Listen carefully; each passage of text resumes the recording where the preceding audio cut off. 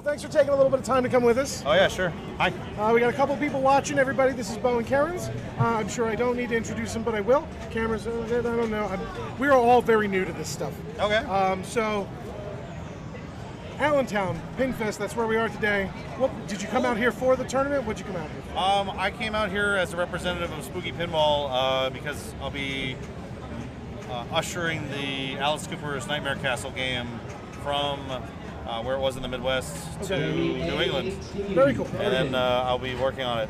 So Very cool. I'm the rules director for Spooky, and I'll be writing and editing some of the rules on the game over the next few months until it's ready to go. That's very exciting. Because we were just talking about Iron Maiden, we were watching it play, but something that we're getting really excited about, and I know other people in the community are getting really excited about, is that authentic, really, not just good, I don't mean, because you're amazing at playing pinball, but not just good, but people who are very passionate about pinball are now really getting into the pinball, the pinball world, designing rules, designing games, designing tables. That's super exciting. Do you see more of that happening in the future? I mean, there's only a certain capacity, right? I mean, how many programmers are there? We now have we've got Keith Elwin at Stern along with Zach Sharp. We've got Keith Johnson over at Jersey Jack, with Brian Dominy, and Joe Schober working for Highway on Alien, which came out amazing, and I'm working on Alice Cooper along with whatever comes later, I suppose, if they want me to keep doing it. Very cool, very cool. Trying to think of stuff to ask you. There were some people, hold on, if anybody has any questions to ask, sorry to get in your face. So this was the first question somebody asked. Here it is. I have room and maybe some money for one pinball game. What game would you recommend for practicing nudging and flipper skills?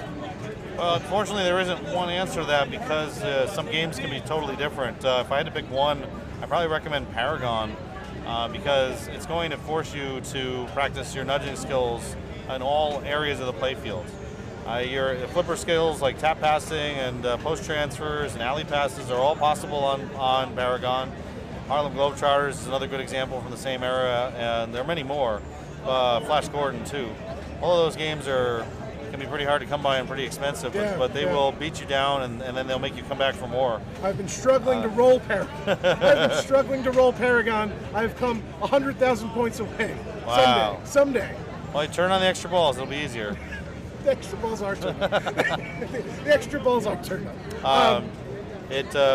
Fred Cochran, who works at Papa and on Replay FX, I've seen him put up over 1 million. 2 straight games on that sucker, and it was like, oh my god, it's absolutely incredible because it's really hard to pull that off. He's just like boom, boom, boom, boom, boom. Like what? No, no, it's harder than this. Very cool. We got the next one. You probably work computers better than I do. What is it? After failing to hit a required shot a few times, I think that was the first one. Yeah. After failing to hit a required shot a few times, do you recommend continuing to trap up and try again, or hit another shot to regain rhythm?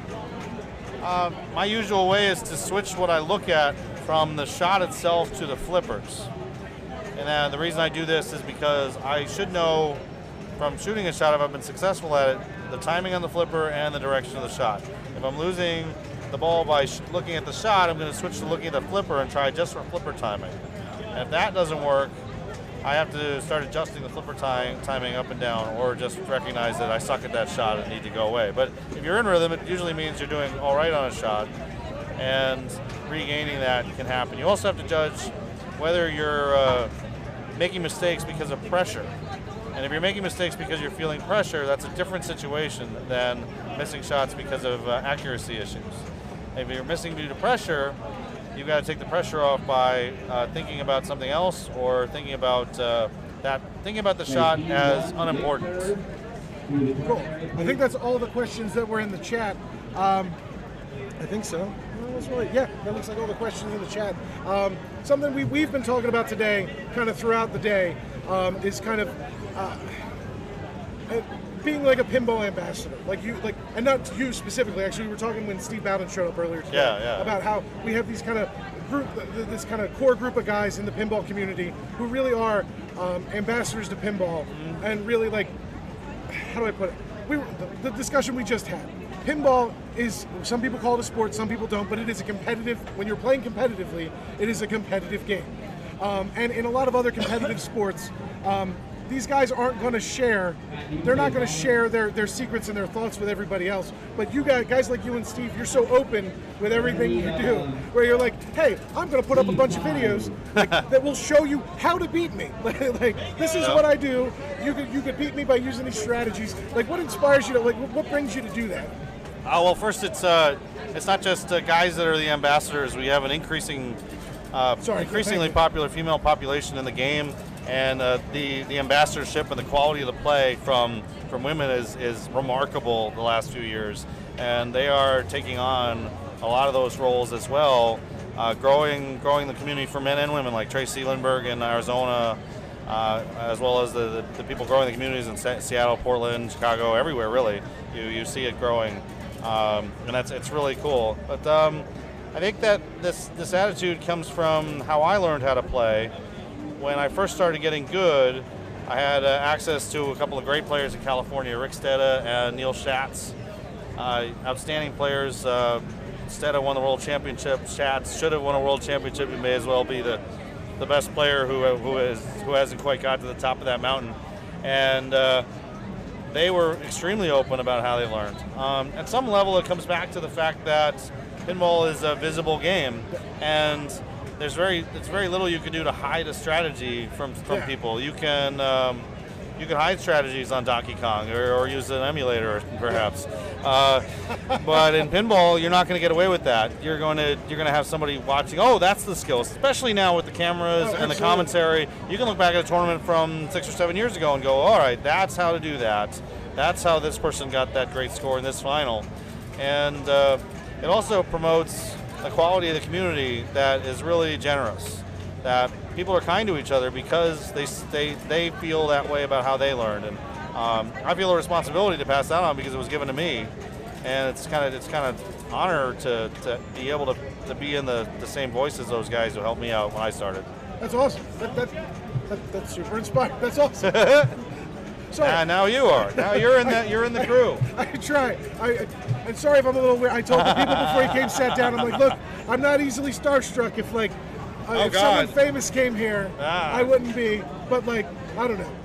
Thanks, so we've been asking everybody as they sit down with us today. I assume you own some games. What is your current lineup? I have World Cup Soccer. That's it. Yes, that's it. World Cup Soccer World Cup 94 from Williams. Fantastic game. And I'm about to bring home a second machine from this show, Alice Cooper's Nightmare Castle from Spooky, where it'll be a prototype at home that I get to work on and install newer and better code over the days until it's publicly released sometime this summer, I think. Very cool. Sometime June. That's exciting. And it's going to be a lot of work.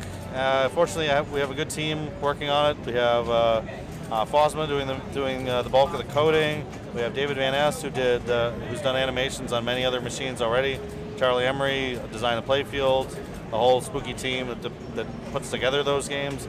If you haven't yet, I recommend looking at the right ramp, the top right ramp on that game, because it has not only does it have a guillotine, it has this return loopy-loo that when you shoot it through there, it'll whip around this corkscrew thing at the base of the ramp and then drop it in the inlane that's awesome. Really fast. And I saw that for the first time. This can't work. There's no way this is going to work. And then zoom, it worked. Zoom, it worked again. It worked again. It worked every time.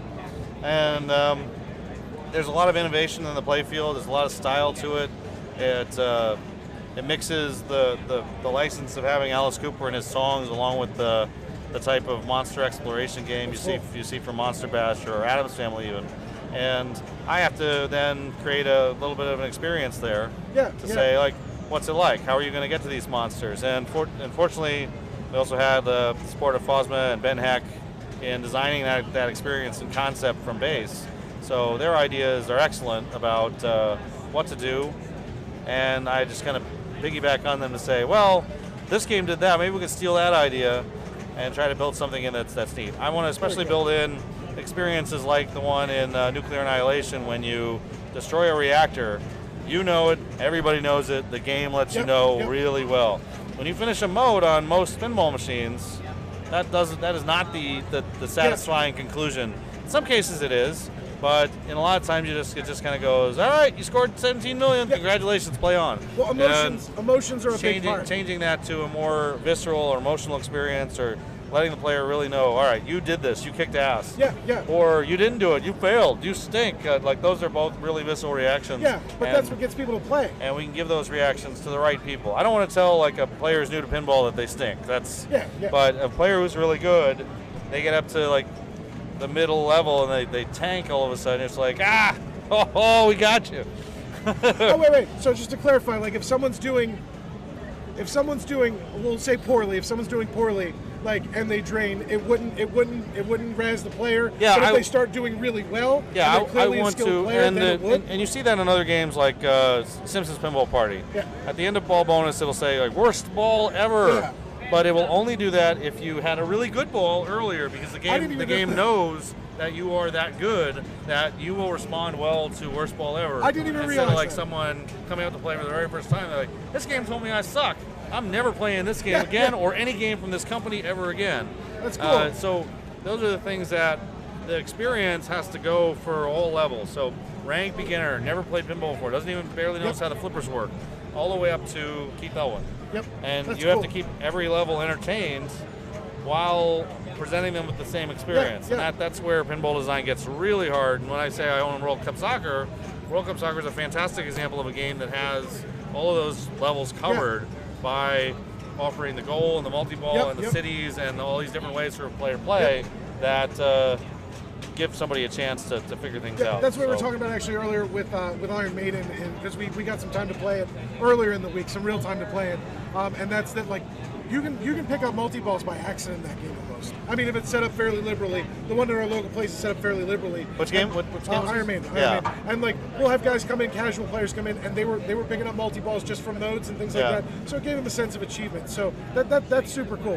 What concerns me about that is that someone can then go, well, I got a multi-ball and I don't know how. Also and true. It doesn't help them decide that pinball is a skill building experience. Yeah. And we had a couple early nights on Maiden, and I love it. I think it's one of the great play fields of that past decade even, and great rules. There's a lot of balance to it, which is rare. But like I had a very strong player ask me after playing with him for over an hour. It's like, so where do you start the multi-ball? Yeah. And I'm like, what? So it says that there's nothing wrong with the game, but that's an information issue. Yeah. That's like, how do you present that information to a player so that they can know what to do? And once they're like, oh no, it's this shot and then this shot. Like, all right, I got it. But the game has to give that information to players in order for it to really be a big success. That's true. I didn't even think about that. And so things like Adam's Family, you can get multi-ball, but like when you lay lock in Adam's Family, you know, and you know by a little sign on the playfield, like where the lock is and how to light it. Adam's Family was the first game I figured the rules out on. Yeah. And then I introduced my friend Chris and business partner over there, that guy, I introduced him to pinball through Adam's Family, and I was so proud of myself to have like figured out the rules. And then when I got him into it, I was like, no, you don't understand. There's like, rules, There's man. rules, and you do this, and you do that, and you do this, and then it just blossomed from there. Do you have a couple minutes for just a couple more questions? I don't want to keep you all day, because I know you're playing. There's this question about co-op and team mode. So Nuclear Annihilation has a co-op mode that allows all 4 players to play as one score, basically. And there's a team mode that allows 1 and 3 to play against 2 versus 4. That's cool. And the difference between team play and the 90s machines is that it's actually progress carried over between the players. That's cool. Instead of just the scores being added up. So 4 players can work together to try and defeat all the reactors. And so it will be with Cooper. I don't see any reason that we would not do that in Cooper or in any future game, unless there was some part of the core experience that says, you know what, this can only be a 1-player game, or this game, no one will want to co-op in this because they're all fighting each other. Like, I don't see a game like that coming out from anybody, but there's no reason otherwise not to want people to go after those co-op and team experiences, because they're fun and people train to help each other instead of like, I'm going to beat you. Like, no, we're all beating the machine together. and that opens the door. That opens the door in the future, I think, for potential really well done, team leagues, almost team tournaments, with the, 2 people against 2 people tournament style. I think that would be really nice because we've had a couple like split flipper tournaments and stuff locally, and people really enjoy playing on a team together. Yeah. I mean, if we see that continue as a trend on more games, not to say people would rip off your idea, but if other companies introduce the same thing, Yeah, I don't care about ripping. Go ahead, rip off my ideas. That I'm ripping off all kinds of ideas for like, oh, we're gonna have a. Like I'll say, this mode plays just like Find the Girl and Creature. It's like, all right, I just ripped somebody off. But you know what I mean? Like we could see potentially, couples-based tournaments or pairs, duos-based tournaments. That'd be super cool. So that was that, and then I have one more question, and then I'll let you go because I don't want to keep you all day. Ignore that. That's fine. Also, something we've been asking people: your favorite feeling, and you might not have it, it's all right if you don't. Your favorite feeling shot in pinball. Like my personal favorite shot to make is a really good spinner. I picked up a Stern Meteor, and I will play hours and hours and just hit the spinner, and I don't care about how the Meteor targets I have down. I'll just play it for fun. Do you have a favorite type of shot? Stern Meteor spinner shot is pretty fantastic. I think that a really good scoop shot is probably my favorite, and I'm talking about things like the final draw on World Cup Soccer, or the mission start on Star Trek Next Generation. There's the mission start on Alien is like that too. It's all the way in the back. When you shoot it, it goes a long way, and then plunk. And you're like, yes, I did it. Feeling. Boom. Final draw is much closer, but when you hit final draw, you're like, ah. If you hit final draw on the first try, you're just like, yes. Yes, it's a good feeling. Yes. Awesome. Well, very cool. Thank you so much for sitting with us. It's been, wait, no more, we're good. No more, yeah. It's been a fantastic experience for me. Thank you very much. Hey, sure, anytime. I met you once at Pinburg, and I stumbled over my words. Oh, I'm glad I got to actually talk to you and not sound like a dope. I'm just a guy. I've got some lucky breaks in my life with being good at pinball, and having now this opportunity to work on the machines is something I've dreamed about for my whole adult life. So, well, I'm super happy for you too. It's a really great opportunity, and I'll try not to blow it. Very good. Well, we all have faith in you. Thank you so much. All right, man. Thanks a lot. You Have too. a good one. Thanks.